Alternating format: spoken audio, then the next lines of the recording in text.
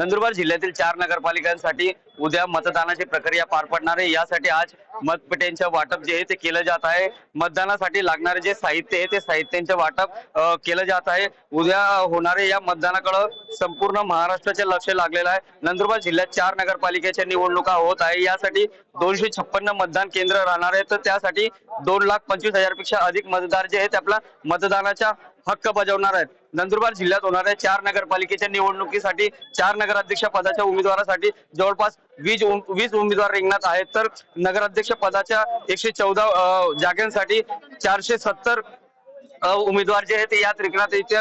या सर्व प्रक्रिया पार पाडण्यासाठी ज्यांचे हातभार लागणार त्या कर्मचारी म्हणजे 1536 कर्मचारी राहणार आहेत। तर मोठ्या प्रमाणावरती पोलीस बंदोबस्त देखील तैनात करण्यात येणार आहे। कुठलाही अनुचित प्रकार घडू नये यासाठी देखील पोलीस दल देखील सज्ज झालेले आहे। तर दुसरीकडे प्रशासनातील काय अधिकारी आहे ते देखील सज्ज झालेले आहेत आणि या उमेदवारांसाठी लागणार जे काही साहित्य मतदानासाठी लागणार जे साहित्य आहे ते साहित्यांचं वाटप जे आहे ते होत आहे। आणि हे जे कर्मचारी आहेत ते आता आपल्या बूथवरती थोड्या वेळानंतर रवाना जे आहे ते होणार आहेत। तर दुसरीकडे शहरात संवेदनशील असलेल्या बूथ केंद्रांवरती देखील विशेष लक्ष जे आहे ते पोलीस विभागाचे राहणार आहेत। एकंदरीतच गेल्या 9 वर्षानंतर नंदुरबार जिल्ह्यात होणाऱ्या या नगरपालिकेच्या निवडणुकीची चुरस जी आहे ती वाढलेली आहे। सगळ्या उमेदवारांची धाकधूक जी आहे ती वाढलेली आहे। उमेदवारांच्या प्रचारासाठी राज्याचे दिग्गज नेते देखील रिंगणात उतरलेले होते। त्यामुळे या उमेदवारांचे भवितव्य जे आहे ते उद्या मतपेटीमध्ये बंद होणार आणि या मतपेटीचे वाटप जे आहे ते आता होताना दिसून येत आहे। त्यामुळे या कर्मचाऱ्यांकडून आता संपूर्ण तयारी करून या मतदानाच्या यंत्रणाची तपासणी केल्यानंतर आपल्या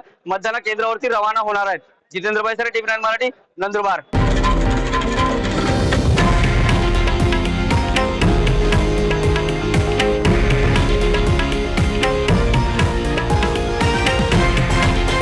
हे आहे देशातील नंबर 1 न्यूज नेटवर्क आणि आपण पाहत आहात टीव्ही 9 मराठी, एकमेव।